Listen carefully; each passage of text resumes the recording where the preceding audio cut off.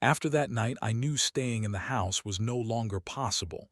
Every corner, every creak, every shadow whispered of the creature. I could feel it watching, even when I convinced myself I was alone. My great-grandfather's words echoed in my head: "Do not love, do not hope, do not stay." So I packed a bag, just the essentials: clothes, money, the journal.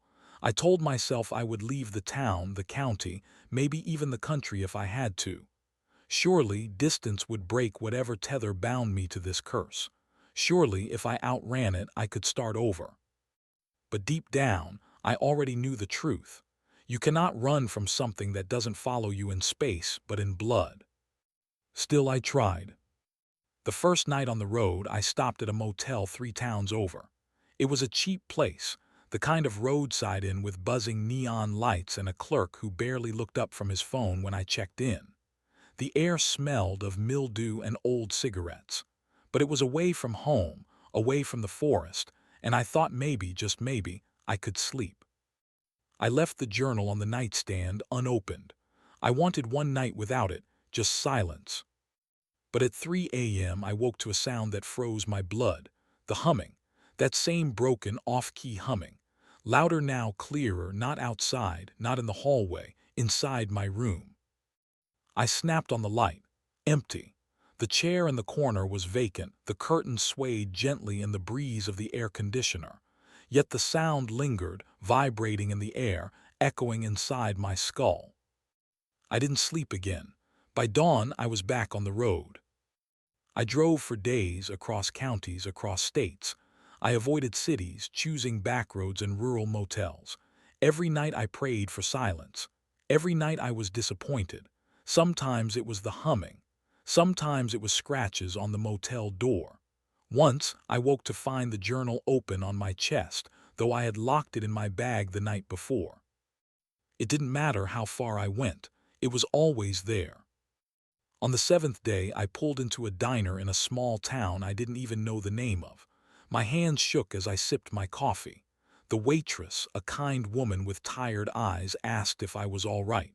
I almost told her everything, almost begged her to believe me. But then I remembered the warning: do not love, do not connect. If I dragged her into my nightmare, it would kill her too. So I smiled weakly and said I was fine. She left me with my coffee, and I left her with her life. That night I checked into another nameless motel. The air was heavy, thick with storm clouds. Rain battered the windows as thunder rolled across the sky. I sat on the bed, journal in hand, and asked myself the question I had been avoiding: what does it want from me? The answer came not in words but in presence. The lights flickered, the air grew colder, and then slowly the humming began again. But this time it wasn't off-key. It was perfect. Exactly the tune I had been tapping on the dashboard earlier that day, perfectly mimicked. It was inside. I turned toward the mirror above the dresser. For a split second I saw it, not behind me but in the reflection, thin, pale, its head tilted, its eyes glowing faintly. And then in the blink of an eye it wasn't there. I grabbed my bag and ran. Out of the motel into the storm across the parking lot. I jumped into my car and slammed the doors shut, my chest heaving. Rain poured down the windshield, the wipers smearing it uselessly. And then I saw it.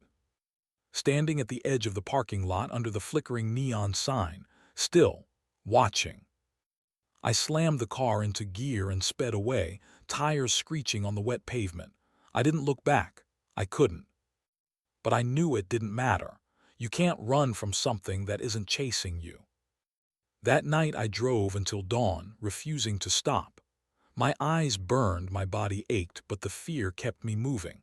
I thought if I kept going long enough, maybe I could outrun exhaustion itself, maybe even outrun fate.